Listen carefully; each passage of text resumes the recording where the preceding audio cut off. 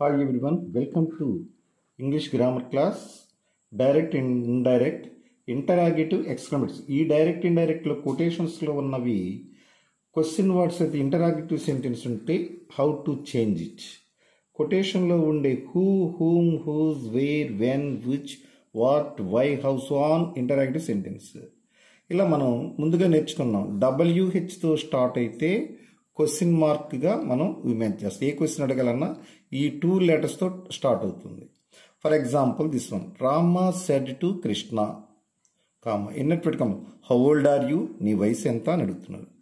ఇక్కడ క్వశ్చన్ చేస్తున్నాడు కనుక ఏం రావాలంటే ఇన్వర్టెడ్ కామర్స్ సెడ్ టు ప్లేస్లో రామ ఆస్క్డ్ ఎవరినండి, కృష్ణ. ఈ సెడ్ టు రిమూవ్ చేసేసి ఆస్క్డ్ రాయండి.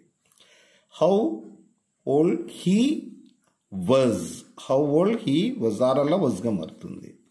పైన ఉదరించిన మాటలు కాక మరే ఇతర మాటల్లో కూడా క్వశ్చన్ మార్క్ సెంటెన్స్లో ఉంటే ఇఫ్ ఆర్ వెదర్ను ఉపయోగించాలి. ఇప్పుడు for example this one, Rama said to Krishna are you going to college, నువ్వు కాలేజీకి పోతున్నావా అని అడిగినట్లు. ఇక్కడ సెడ్ టు వల్ల దేనిగా మారుతుంది మనకి, ఇప్పుడు కూడా ఆస్క్డ్గా మారింది. Rama asked Krishna. Whether you అల్లా హీగా మారుతుంది, ఆర్ అల్లా వజ్గా మారుతుంది. Was going to the college. Finish. Next question, have you no manners, question mark వచ్చింది. షౌటెడ్ ఉమెన్ యాంగిలీ, ఇది ముందు రావాలి తర్వాత రావాలి కనుక ఇక్కడ ఇంటరాగేటివ్ సెంటెన్స్ ముందు వచ్చి తర్వాత రిపోర్టింగ్ స్పీచ్ వచ్చింది. ఫస్ట్ మీరు ఇది రాయండి. ద ఉమెన్ యాంగిలీ షౌటెడ్ ఏమని, if he had no manners, నీకు బుద్ధి లేదా అని అరిసింది అనమాట. రేఖ సెడ్, రేఖ చెప్పింది ఏమని, can you do it for your self, నీ కొరకు నీ పని చేయగలవా అని. రేఖ క్వశ్చన్డ్ వెదర్, ఇక్కడ I could do it for my self, your self వల్ల మై సెల్ఫ్గా మారుతుంది.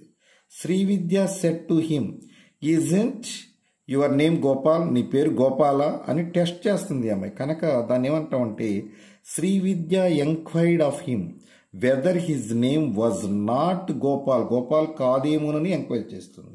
ఇది ఎక్స్ప్లనేటరీ సెంటెన్స్లో ఏ విధంగా మార్చాలనే దాని గురించి మనం నేర్చుకున్నాం. నెక్స్ట్ ఇంటరాగేటివ్ సెంటెన్స్ గురించి నేర్చుకున్నాం. ఇప్పుడు now you're going to discuss the exclamatory sentence. He said, hurrah my father he's come, మా నాన్న వస్తున్నాడు రోయ్ అని అరుస్తాం చూడండి అలా. He exclaimed with delight that his father had come, ఇది ఏం చేంజ్ కాదు, ఎక్స్క్లైమ్డ్ అనే దాన్ని ఉపయోగించండి. What a stupid fellow you are, కోపంగా అరుస్తాం కదా, what a stupid fellow you are. He angrily remarked, కోపం గట్టిగా అరిస్తాడు, ఇది ముందుకు రావాలి మనకి. ఇప్పుడు he angrily remarked that he గాని షీ గాని వాడండి, వాజ్ వెరీ స్టూపిడ్ ఫెలో.